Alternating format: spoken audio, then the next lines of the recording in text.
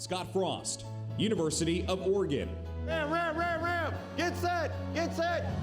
Wait, Johnny's not set.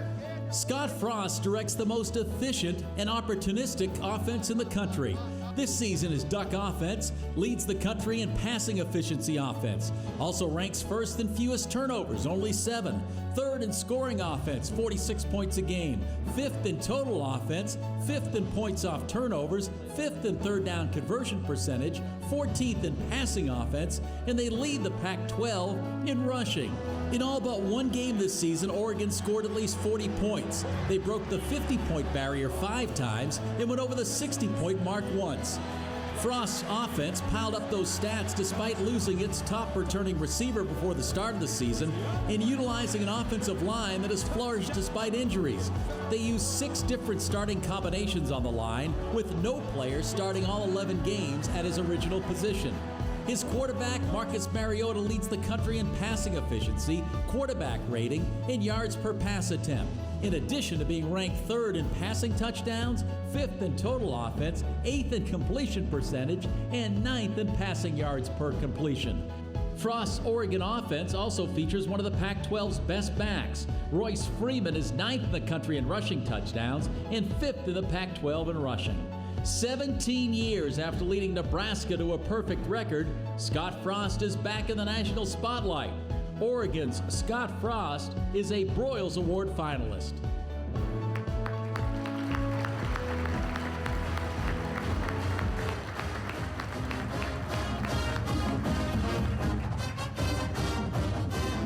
Thank you. Before I get started, can I get a copy of that from someone? Thank you so much for being here. I feel honored and honestly not worthy of being here.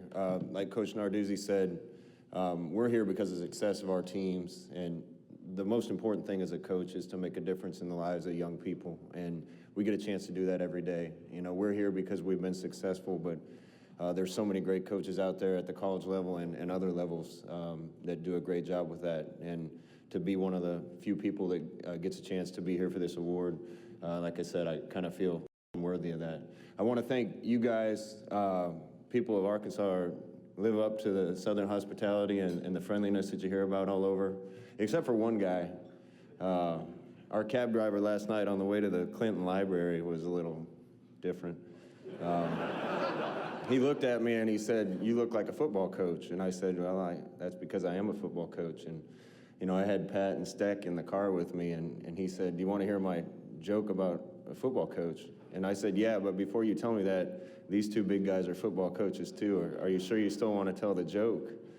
And he looked at me and he looked at him and he looked at Steck and he said, "Yeah, probably not. I don't want to have to explain the joke 3 times."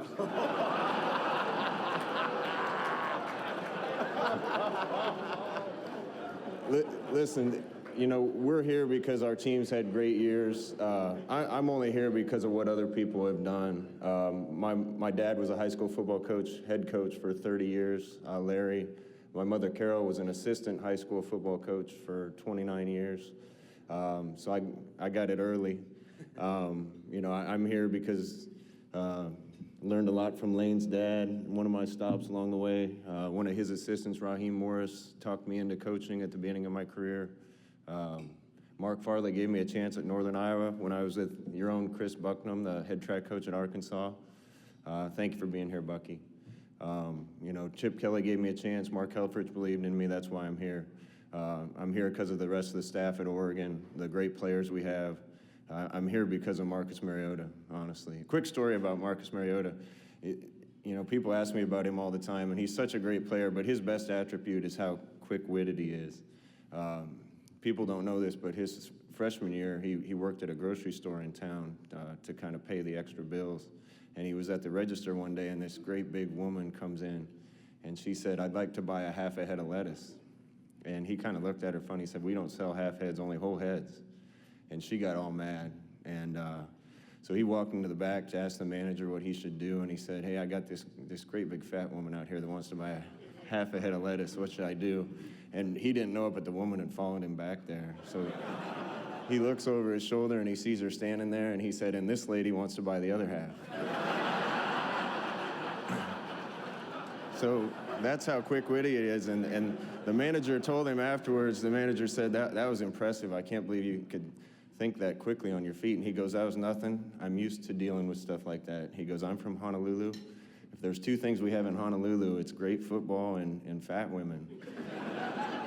And the manager said, my wife's from Honolulu. And he said, well, what position does she play? So that's not true, by the way. No, I'm honored to be here. Thanks so much to Coach Broyles and this award. Like I said, I don't feel like I'm deserving because I'm only here because of what other people have done. But thank you so much for your hospitality and appreciate everything.